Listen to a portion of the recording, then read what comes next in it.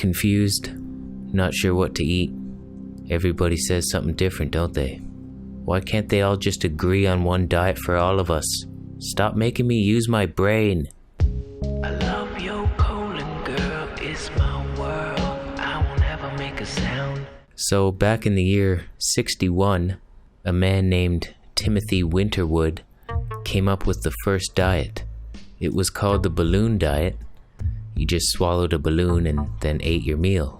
With the balloon taking up half your stomach's real estate, you could only eat so much food until you felt full.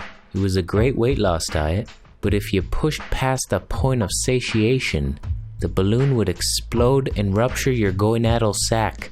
Many people died that year, but not all was lost. The balloon diet sparked the ever-evolving quest to find the perfect human diet, one diet that could rule them all. Thousands of people started inventing diets, claiming their diet was superior to all others. Doug Gramathy Williams came out with the 80-10-10 diet in the year 80-10-10. He said as long as you're 100% raw and you keep your fat percentage to 10% of total calories, perfect health would be yours. If you ate 15%, you fucked yourself. You would die a slow and painful death, but you could fix it by eating 5% fat for a few days and then slapping yourself in the face. But people soon complained. One reviewer, Margaret, said, "Hey Doug, it's fucking minus 30 degrees. There's no fruit here, and I'm cold. I'm so cold. I hate you. I hate you, Doug." Doug was soon kicked out of the village. Everyone loved his diet in the summer, but eating bananas in the winter is something only an autistic monkey with monkey AIDS would do. So the 80-10-10 diet was laid to rest. Then came John McDougallton to the rescue. He said he solved the winter solution and that we should be eating a starch-based diet because we are starch seekers. You can tell we're starch seekers by how delicious plain white rice tastes. He said to hell with fruit. We are meant to eat potatoes and corn, not bananas and porn. Stop watching porn, you filthy beast. For the next 40 years, John McDougallton reigned supreme. His diet rested atop all other diets. People lost weight, reversed their stupid illnesses, and one man's belly shrunk so much he was able to see his penis again. Unfortunately, it had shrunk from its already unacceptable size, but he found joy in collecting teacups, which he displayed proudly around his bed to distract the women from his micro-penis. Moving along. One day, Lou Corona Baloney came to town. Lou said that cooked food was poison, and that cooked starch was like drywall for your colon, and unless you were building a new shed in your ass, you should avoid cooked starches at all cost.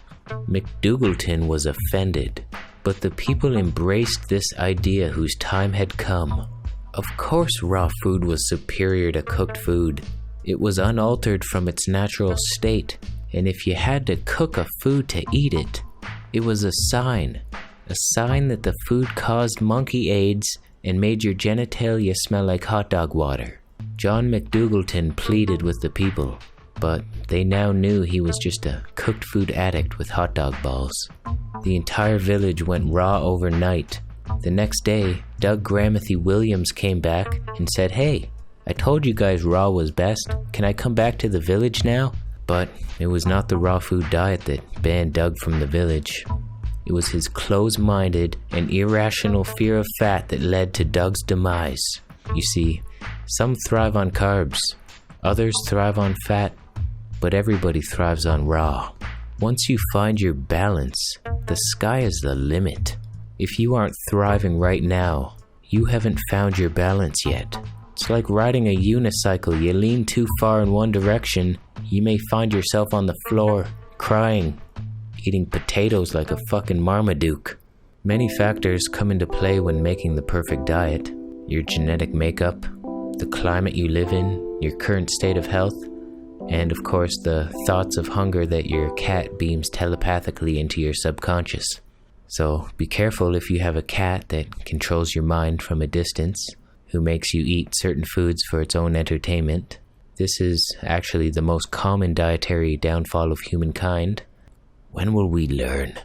So what have we learned here today? Well, we learned that if you eat cooked foods, you are similar in nature to a crack addict who thinks it's okay to wear jogging pants outside. This is not the path to feel-goodsville. You are eating second-hand food from a second-hand shop. Eat the living foods of this earth, or I will punch you in the scrotal sack, female or not. The living foods will guide you, my friend, but they will also show you your true self. And if you're not ready to face it, the only way to hide is to find a distraction. And there's nothing more distracting than cooked foods making their way through your body with the speed of a grandfather who's already realized his favorite TV show is on a bye week. He will move slower than molasses on a turtle. He has nowhere to go. But when you're ready to face yourself, embrace the living foods and come out of hiding.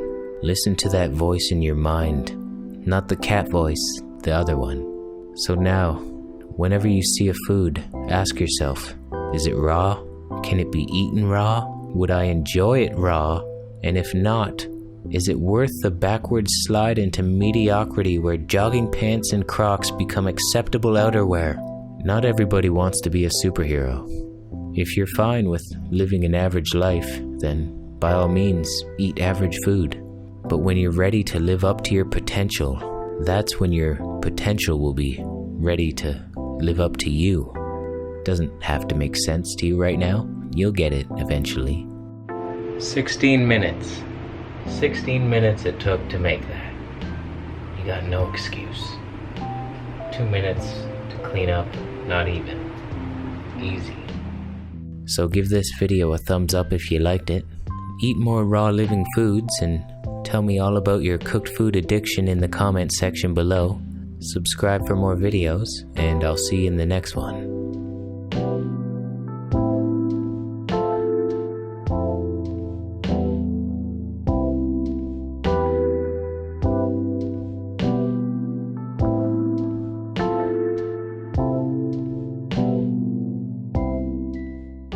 And the thing that put me over the line about not getting this camera, I saw a review. This guy's reviewing the Sony a7R II, which is very similar to that camera, versus the Canon 80D. He was testing the autofocus, and although the Sony a7R II looked far superior, 10 times sharper, better in every way, he looked 10 times older on that Sony camera than he did on the Canon. The Canon was softer, but he looked 10 years younger.